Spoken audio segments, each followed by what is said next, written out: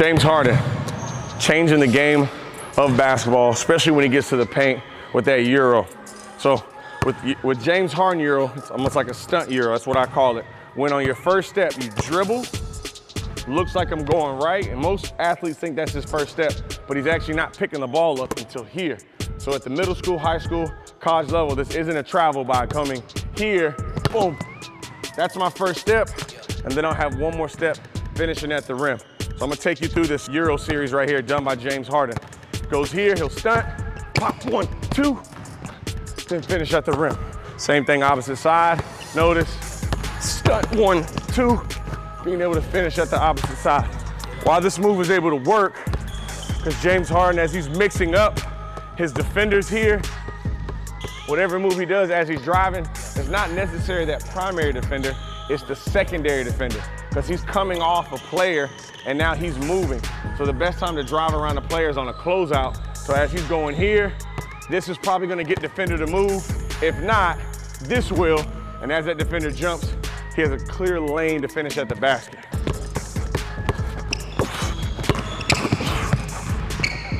Once again, notice how short and small these steps are here.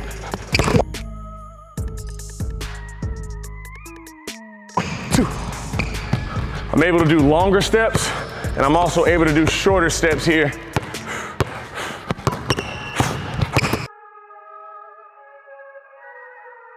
One, two.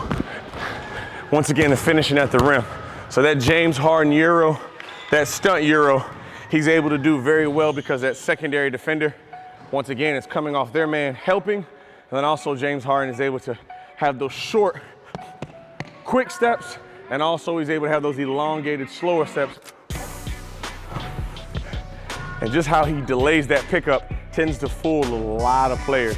Being able to, once again, not always picking the ball up here, but delaying it.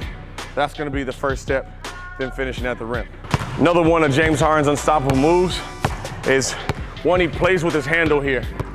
And while playing with his handle, one, as that defender's guarding him, at times he tends to scoot up a little bit. And now he's gaining that space from his defender. Second reason, as he's doing this, the defender thinks he's here. James Harden knows is usually slightly over his knee, right by his toe, but in reality, he loves pulling off that back foot. So you'll see him at times be here and just push back to shoot. Him being the lefty, he's more in this stance here.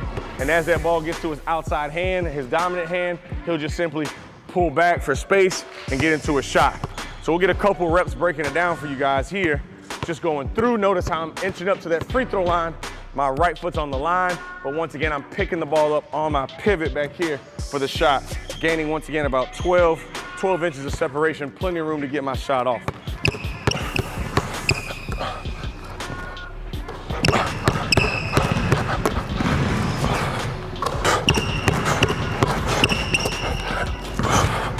As y'all saw with that last rep, you know, get into it with my left hand, really sound like James Harden does, pulling back.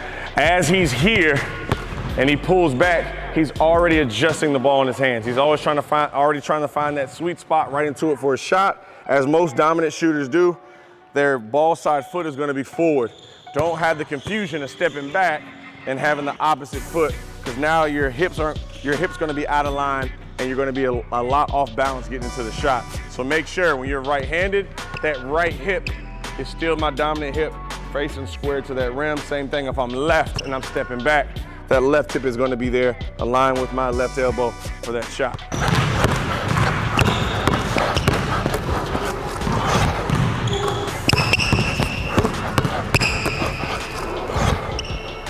Another move done by James Harden, this makes him almost unguardable, is when he's going to his dominant side. So when he's going to his left side right here, his strides are, one, aggressive, and he always takes great angles to get to the rim. Now he puts himself in a punch drag to come to a stop. So he's gonna stop more in this staggered stance. But once he has this quick stop, that defender usually is gonna at least take 1 to 2 more extra steps, creating that stop separation. And then now, after he punches on his ball side foot, he'll just have a foot replacement right for his shot. But he also has multiple options out of that. And I'll talk about a couple of them. But right now, we're gonna focus out of, once again, having my freestyle dribble here. Once I create some momentum, stop, replace, and get right into it for your shot.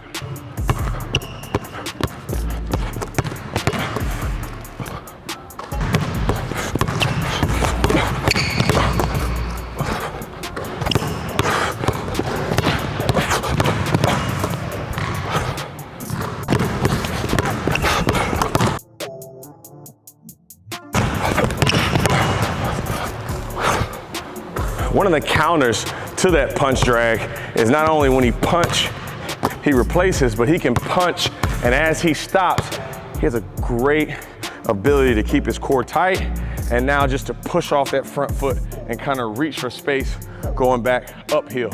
So not only when he drives and attacks, he'll punch, pop, and then push back once again for space. Really, really tough move to do, especially when you're on that downhill attack, stopping on that outside foot and then being able to load and push back right here. Check these reps out.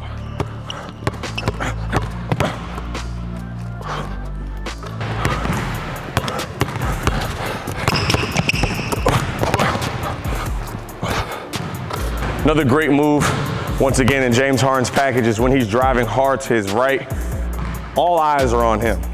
Every single eye on defense is gonna be on James Harden. So not only the two here, but two there and two there. So at all times, James Harden, at the worst moment, is gonna have 6 eyes on him. So as he's driving one, he knows they're gonna be reaching, they're gonna be greedy, trying to steal the ball from him, force him to his weaker side. So we'll have this kill dribble. He's gonna kill the ball below his knee. Once again, that reaching hand is gonna reach right around that waist. So if you can imagine, the hand is right along this level here. As he kills it, he's searching for the defender's hand. He's either searching for the defender's hand to get a foul and an and one, or he's gonna kill it, and then defender's hand is here. He wants to get in between for the finish and the foul. You see, this year the refs were watching out for it. They didn't call it as much, but he's been able to really, really get a lot of easy points from the free throw line with this kill dribble. So as it looks like, as I'm driving here, he'll drive, kill, and then go straight up for the finish, or also look for the foul.